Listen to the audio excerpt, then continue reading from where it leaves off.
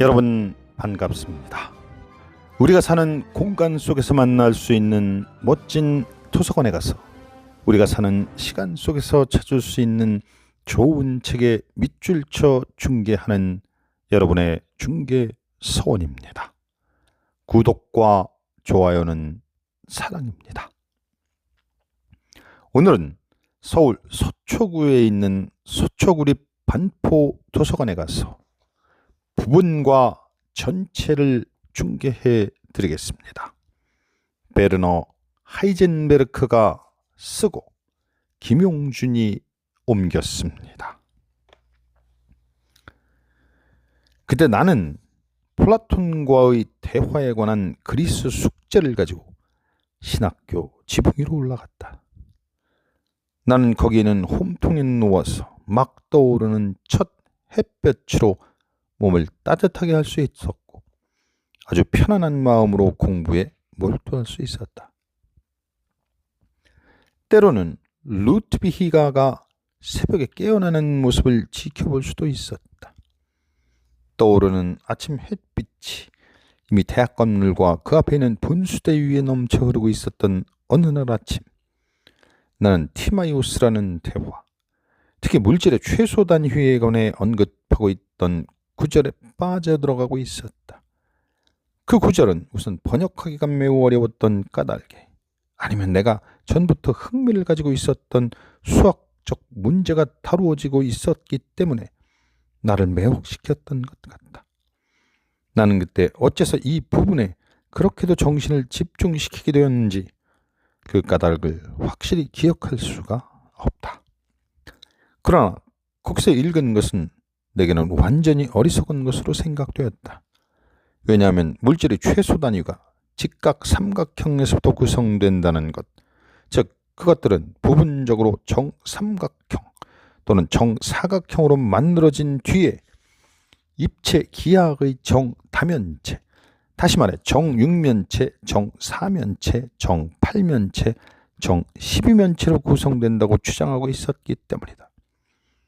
이와 같이 네 가지 입체들은 그때의 사원소인 흙, 불, 공기, 그리고 물의 기본 단위라는 것이었다. 그런데 이 경우에 정다면체들이 다만 상징으로서 이렇게 표현된 것인지, 예를 들면 정육면체가 흙이라는 원소에 해당한다는 것은 흙의 딱딱함이라든가 이 원소가 움직이지 않는다는 성질을 표현한 것인지, 아니면 실제로 흙이라는 원소의 가장 작은 부분이 바로 정육면체의 형태를 가져야만 한다는 것인지가 확실치 않았다. 나는 이 같은 표상들은 하나의 거친 사변이라고 느꼈고, 고대 그리스에서는 상세한 경험적 지식이 부족했다는 점에서 이해할 수는 있었으나 플라톤과 같이 그렇게 날카롭게 비판적으로 생각할 수 있었던 철학자가 그 같은 사변에 빠져 있다는 것이 도무지 납득이 가지 않았다. 나는 플라톤의 사변을 잘 이해할 수 있는 좋은 실마리를 어떻게 발견할 수 없을까 하고 근심하였지만 희미하게나마 아무런 실마리도 찾을 수가 없었던 것이다. 다만 물질의 최소 부분에서 마지막에 가서는 수학적 형식에 부닥치지 않으면 안 된다는 상상에 매혹당한 것은 부인할 수 없다. 자연현상들의 거의 풀 수 없는, 그리고 통찰할 수 없는 조직을 이해하기 위해서는 그 안에 수학적 형식을 발견해야 할 때가 가능하였던 것이다. 그러나 플라톤이 어떤 정당성으로 입체 기하학의 정다면체를 생각하였는지는 나로서는 이해할 수가 없었다. 그것들은 어떠한 설득력도 가지고 있지는 않았던 것 같다. 따라서 나는 그 대화를 그리스어 지식을 새롭게 하는 데에만 사용했을 뿐이다. 그러나 여전히 불안은 남아 있었다. 그 독서가 나에게 준 가장 중요한 결론은 사람들이 물질계를 이해하고자 할 때 물질들의 최소 부분에 대하여 그 무엇을 알아야만 한다는 확신이었다. 교과서나 대중 잡지들로부터 나는 현대과학도 원자에 관한 연구에 들어갔다는 사실을 알고 있었다. 나도 혹시 뒤에 이 방면으로 연구를 하게 될지도 모른다는 생각이 들었다. 그러나 그것은 먼 훗날의 일이었다. 미국 대륙을 발견한 크리스토퍼 콜럼버스의 위대성은 지금까지 동쪽으로만 한정됐던 인도로의 항해를 지구가 구형이라는 것에 착안하여 서쪽으로도 갈 수 있다고 생각한 데 있는 것이 아니었다. 이 아이디어는 이미 다른 사람들이 생각해온 것이었기 때문이다. 그것은 또 그의 탐험 여행에 대한 세심한 준비도 전문가적인 장비도 아니었다.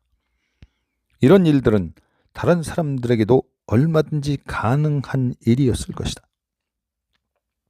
이 역사적 항해에서 가장 중요한 것은 지금까지 알려져 있던 모든 육지를 떠나 그때 보유하고 있던 지식으로는 되돌아간다는 일이 불가능해지는 바로 그 지점에서 더 멀리 서쪽으로 뱃머리를 돌린 그 결단에 있었다고 말해야 할 것이다. 마찬가지로 과학에서도 실질적인 신세계는 어느 결정적인 자리에서 지금까지 과학이 서 있었던 그 밑바탕 박차버리고 말하자면 허공에 뛰어들 각오가 되어 있을 때에만 얻어질 수 있는 것이다. 아인슈타인은 그의 상대성 이론에서 그때까지 물리학이 확고한 바탕으로 삼고 있었던 동시성의 개념을 포기하였다. 그리고 많은 지도적인 물리학자나 철학자들은 동시성에 관한 종전의 개념을 포기하는 것을 받아들이지 못하여서 상대성 이론의 격렬한 반대자가 되었던 것이다. 과학의 진보는 그 종사자들에게 새로운 사고 내용을 받아들여서 그것을 구체화하는 것을 요구한다고 말할 수 있을 것이다. 과학에 종사하고 있는 사람들은 이를 위한 마음의 준비가 되어 있다. 그러나 실제로 신세계에 들어가려면 새로운 사고 내용을 받아들여야 할 뿐만이 아니라 새로운 사실을 이해하기 위해서 사고 구조를 바꿔야 할 경우도 있는 것이다. 그러나 대부분의 사람들은 이러한 사실을 받아들일 준비가 되어 있지 않거나 받아들일 위치에 놓여 있지 않다. 그리고 이와 같이 결정적인 한 발짝을 내딛는 일이 얼마나 어려운가를 나는 라이프치히의 과학 대회에서 처음으로 강렬하게 느낄 수 있었다. 그래서 우리는 양자론에서도 본질적으로 어려운 고비가 눈앞에 놓여 있다는 것을 각오해야만 했다. 1926년 초의 몇 달 동안 즉 내가 베를린에서 강연을 해야 할 무렵에 빈의 물리학자 슈레딩거의 연구 결과가 괴팅엔 학자들에게 알려졌는데 그는 원자론의 문제들을 아주 새로운 측면에서 다루고 있었다. 이미 1년 전에 프랑스의 루이드 브로이는 빛의 현상에 대한 합리적인 설명을 한때 불가능하게 했던 파동적 표상과 입자적 표상 사이의 기묘한 이동성의 물질, 예컨대 전자의 경우에도 어떤 구실을 할 수 있다는 사실에 주목했었다. 슈레딩거는 이 생각을 더욱 발전시켜서 물질파가 전자기적 역장에서 전파될 수 있는 기본 법칙을 파동 방정식이라는 하나의 수학적 형식을 빌려 정식화한 것이었다. 이와 같은 표상에 따라서 원자극의 정상 상태를 언어한 게 예를 들어 진동하는 현의 정상 진동과 견줄 수 있었다. 이 경우 보통은 정상 상태의 에너지로 생각되었던 양들이 여기선 정상 진동의 진동수로 나타났다. 슈레딩거가 이 방법을 써서 얻어낸 결과들은 새로운 양자역학의 결과들과 매우 잘 일치하고 있었다. 더 나아가서 슈레딩거는 그의 파동역학이 수학적으로는 양자역학과 동등한 것이며 따라서 같은 사실에 대한 두 가지 상이한 수학 정식화가 문제시되고 있다는 사실을 증명하는 데 성공하였다. 우리는 이 같은 새로운 발전에 매우 흐뭇함을 느끼고 있었다. 그것이 새로운 수학적 정식화의 정당성에 대한 우리의 신뢰도를 강화시켜 주었기 때문이다. 아울러 슈레딩거의 방정식을 사용하여 이때까지 굉장히 복잡하였던 많은 계산을 간단히 처리할 수도 있었다. 그러나 수학적 도식의 물리학적인 해석에서 어려운 문제에 맞닥뜨리게 되었다. 슈레딩거는 이와 같은 입자로부터 물질파로의 전향으로 말미암아 지금껏 양자역학을 그렇게 이해할 수 없는 것으로 만들었던 모순을 완전히 제거할 수 있을 것이라고 믿고 있었다. 원자 물리학의 황금 시대는 이제 급속도로 그 종말을 향하여 달리고 있었다. 독일에서는 정치적인 불안이 증가하고 있었다. 우익과 좌익의 과격분자들이 거리에서 데모를 강행하고 빈민가의 뒷골목에서는 총격전이 벌어지고 공개 집회에서는 서로를 선동하기에 바빴다. 이와 같은 불안은 눈에 띄지 않게 확산되어 갔으며 대학생활과 교수 회의에까지도 파급되고 있었다. 얼마 동안 나는 이와 같은 위험을 멀리 밀어내고 거리에서 벌어지고 있는 사건들을 무시하려고 했었다. 그러나 현실은 우리가 바랐던 것보다 더 심각하였으며 결국 이 같은 현실은 꿈의 형태를 빌려내 의식 속으로 파고들었다. 어느 일요일 아침 나는 카를 프리드리히와 함께 자전거 여행을 떠나기로 하고 자명종식을 5시에 맞춰 놓았다. 그러나 나는 깨어나기 전 비몽사몽간의 기묘한 광경을 경험하였다. 나는 1919년의 봄과 같이 이른 아침에 첫 햇살을 받으며 뮌헨의 루트비히가를 걷고 있었다.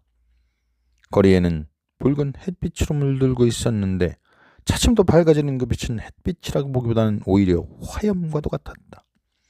적기와 흑백색의 길을 든 군중이 개선문에서 대학 앞의 분수대로 몰려들었고 순식간에 아비규환의 공기가 주위를 가득 채우고 있었다. 갑작에서 내 앞에서 한 기관총이 불을 뿜기 시작했다. 나는 위험을 모면하라고 다른 반 치사가 잠에서 깨어났다. 정신을 차리고 보니 기관총 소리는 자명종 소리였고 붉은 빛은 내 침실 커튼에 비치고 있던 아침 햇살이었다. 그러나 나는 이 순간부터 다시 사태가 심각해질 것이라고 자각하게 되었다. 1933년 정월의 재난 뒤에 다시 한번 옛 친구들과의 즐거운 휴가를 가질 수 있었다. 그러나 이 휴가는 황금시대와 아름답고도 고통스러운 이별로서 우리의 기억 속에 오랫동안 그 여광을 빛내고 있었다. 바리 시첼이라는 마을에 있는 그로센 트라이텐산 남쪽에 경사진 목장이 있었다. 이 목장 안에 스키 관광객들을 위한 자그마한 오두막집이 하나 있었는데 나는 이 집을 마음대로 사용할 수 있었다. 이 오두막집은 눈사태로 반쯤 파괴되었던 것을 내 청년운동 당시 친구들이 재건한 것이었다.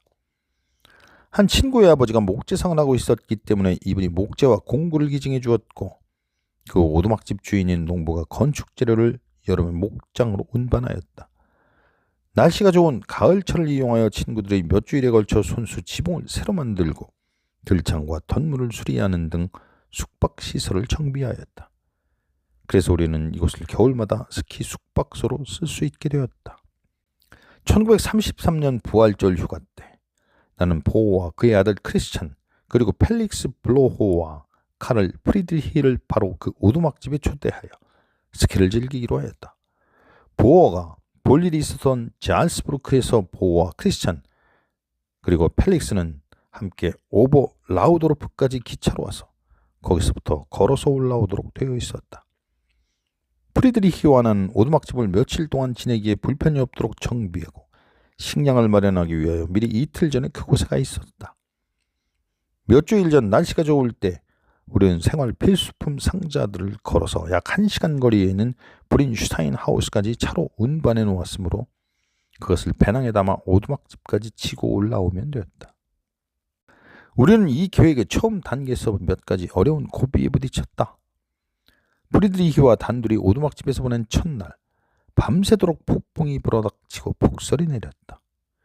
이튿날 아침 우리는 거의 1미터나 쌓인 눈을 쓸어내리며 브린슈타인 하우스로 가는 길을 굉장히 힘들어서 뚫고 나갔다. 눈사태의 위험성도 있었다. 점심때가 훨씬 지나서야 우린 브린슈타인 하우스에 도착할 수 있었다. 나는 자스부르크로 전화를 걸어 보호에게 이쪽 상태를 이야기하고 다음 날 오버라우도르프 역에서 그들을 마중하기로 약속했다. 보호는 처음에는 역에서 택시로 오두막집까지 갈 테니 마중은 필요 없다고 했다. 그러나 나는 그와 같은 생각은 현 상황으로 보아 전혀 현실에 맞지 않다고 그를 납득시켜서 결국 역에서 만나기로 했다.